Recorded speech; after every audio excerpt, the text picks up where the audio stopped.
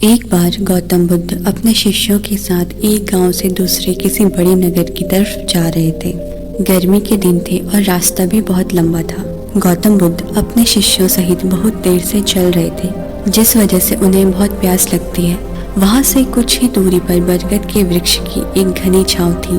सभी लोग उस वृक्ष के पास पहुंच जाते हैं। महात्मा बुद्ध अपने शिष्यों सहित वृक्ष की घनी छाया के नीचे विश्राम करने लगते हैं। बहुत देर से चलने की वजह से सभी का गला प्यास से सूख रहा था।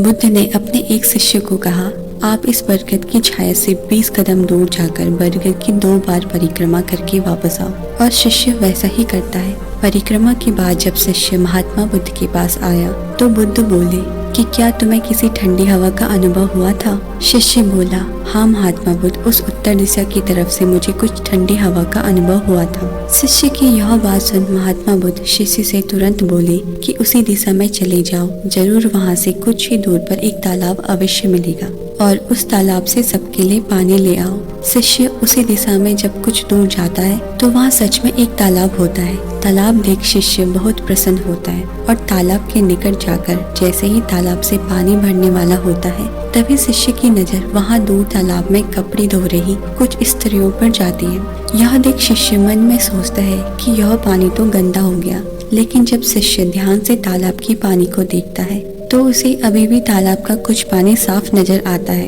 इतने में 2 बैलगाड़ी जोर से तालाब के किनारे से होती हुई निकलती है और बैलगाड़ी के पहिए तालाब की मिट्टी के ऊपर इतनी जोर से निकलते हैं कि तालाब के नीचे बैठी बहुत सारी मिट्टी तालाब के ऊपर आ जाती है, जिस वजह से तालाब का बचा हुआ पानी भी गंदा हो जाता है। यह देख शिष्य बिना पानी लिए क्रोध में महात्मा बुद्ध के पास वापस चला जाता है और शिष्य बड़े ही निराश भाव से महात्मा बुद्ध को ये सब बात बताता है। शिष्य की बात सुन सभी शिष्य बोलते हैं कि हमें तुरंत यहाँ से निकलना चाहिए और किसी दूसरी जगह पर पानी की खोज करनी चाहिए, वरना हम सभी प्यास के मारे मर जाएंगे। इधर महात्मा बुद्ध सभी को शांत होने के लिए कहते हैं और बोलते हैं कि धीरज रखो, कुछ देर यहीं बैठो और उचित समय आने तक अपना संयम बनाए रखो। सभी महात्मा बुद्ध की बात सुनकर शांत हो जाते हैं और वहीं बैठ जाते हैं। कुछ समय बीत जाने के बाद महात्मा बुद्ध फिर से अपने शिष्य को उसी तालाब से पानी लाने के लिए कहते हैं। शिष्य बिना कोई सवाल किए उसी तालाब से पानी लेने के लिए फिर से चला जाता है। तालाब की हालत देख शिष्य को यकीन नहीं होता।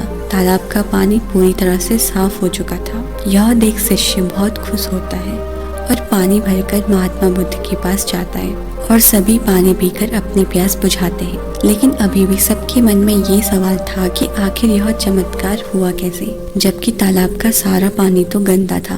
उन्हें लगा कि जरूर ये बुद्ध की शक्ति है। इनमें एक शिष्य ने यह सवाल महात्मा बुद्ध से पूछ ही लिया कि आखिर यह चमत्कार आपने कैसे किया। तब बुद्ध बोलते हैं कि यह कोई चमत्कार नहीं है, यह सब आपके सब्र का फल है। आप सभी ने सब्र बनाए रखा और उचित समय का इंतजार किया। जितनी देर हम सब लोगों ने सब्र किया उतनी देर तक तालाब के पानी के ऊपर तैर रहे मिट्टी तालाब के पानी के नीचे बैठ गई और फिर कुछ देर बाद शिष्य जब वहां तालाब के पास पहुंचा तब तक सब मिट्टी नीचे बैठ चुकी थी, जिस वजह से तालाब का पानी पहले की तरफ साफ हो चुका था। यदि उस समय आप लोगों ने सब्र ना किया होता और धैर्य ना बनाया होता तो तुम सब इतनी गर्मी में पानी की खोज में प्यासे ही रह जाते और शायद तब तक तुम्हारी मृत्यु भी हो चुकी होती, क्योंकि यहाँ से आगे कोई तालाब नहीं है और ना ही होगा। अगर होगा भी तो क्या पता उसका पानी साफ हो या ना हो। फिर इतना बोलने के बाद महात्मा बुद्ध शिष्यों को एक सीख देते हुए कहते हैं, जैसी स्थिति हम लोगों के समक्ष आज आई है वैसे ही स्थिति और मुश्किल दौर जिंदगी के हर मोड़ पर आएगा। तब उस समय भी आपको ऐसे ही संयम बनाए रखना होगा और अपने विवेक से काम लेते हुए ही आपको एक उचित फैसले के साथ सही नतीजे पर पहुंचना होगा। हर मुश्किल दौर में सब्र रखते हुए ऐसे ही शांत मन से ही कोई फैसला लेना चाहिए जो आपके और दूसरों के लिए अच्छा हो, क्योंकि ऐसी स्थितियों में लोग अक्सर गुस्से में आकर अपना सब्र खो देते हैं और गुस्से तथा जल्दबाजी में गलत काम और गलत फैसला ले बैठते हैं, जिसका बुरा नतीजा उनको भविष्य में देखने को मिलता है। कुछ परिस्थितियां जीवन में ऐसी होती हैं जहां हमें सब्र बनाए रखते हुए उचित समय का इंतजार करना होता है, लेकिन लोग अक्सर यहीं पर अपना सब्र खो देते हैं और उचित समय आने का इंतजार नहीं करते, जिस वजह से उनको आगे चलकर दुख और मुश्किलों का सामना करना पड़ता है।